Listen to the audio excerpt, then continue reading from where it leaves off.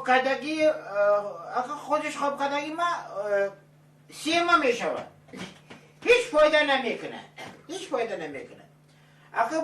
بانیسه نقص خوب پایداش نیسته این اگه برادری ما باقی باشه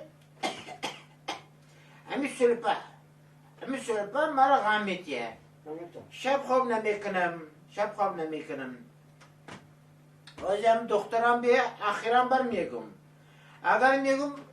طبابت شوه نشوه مرا جواب دیگم هم خلاصه در من چه بریزم با یا بسایی این دکتر خود چم آمد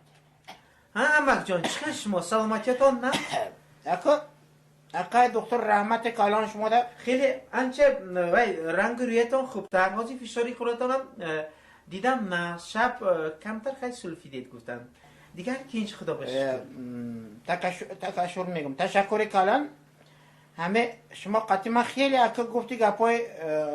شما قطعی من خیلی اکا گفتی گپای خودمان ارده ساق کردین ده که تش پیش کشیدین اکا پایده نکرده که چون که همه سلپا مرا بسیار غم میتیه نمیدونم سلپا را چیکار کنم حالا خودت دکتر کت رحمت گفتاری بدم حالا خانه را تعیین کردم اکا من اکثر چاپانی کالانم که گفتم که یک ساعت ده شما دا گرفته قیله بیاره قیله همه گوشت شرمست برای شرمست دختر مرا منداره کنم تشکر کت رحمت شما بد گفتی گپای خودتان رحمتی کلان نه ناگن راضی میشین بگیریم میدین من همه گشت قیله دو اسمی دارم بعضی با معقول نه لیکن من با بسیار معقول همین خانواده ما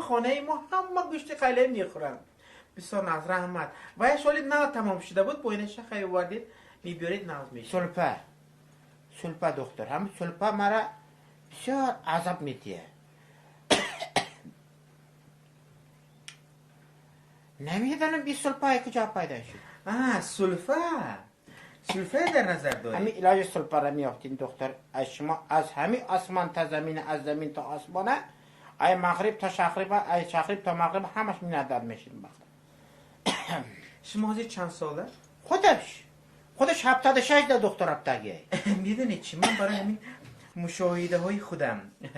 اینقدر شما تبابت کرده ایستاده ایم چقدر ما قوه صرف میکنیم برای شما لیکن فهمیدن هستم که شما همین 40 سالگی به مثل فیدیده دکتر 40 سالگی ده دکتر نیه 40 سالگی ده نمیسل بدم 40 سالگی ده یک گتم گفتی وای گپا بای بدم ما دکتر بای بدم ما اکن حاضر ما تبابت های شما ده محتاج شده مکن بگی گتم بای بدم میبخشید 50 سالگی بعد مثل فیدیده اینه 50 سالگی ده 50 سالگی ده من سرچپان شدم ده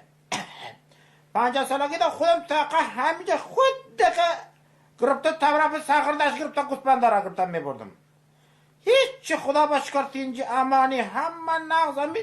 نی میسل پیدم نی اقصال خبر داشتم نی هیچی ساز بدم نمیسل بدم نی دختر 50 سالگی بعد مثل فیدید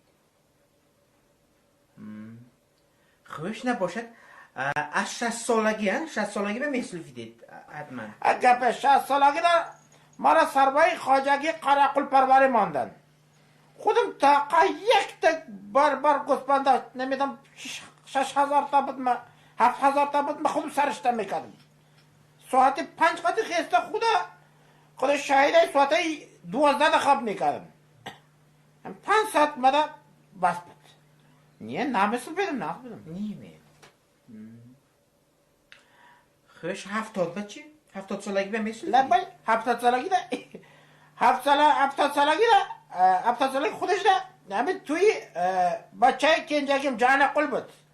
انا مخلی که تا جان قل ما خبر نکردیدن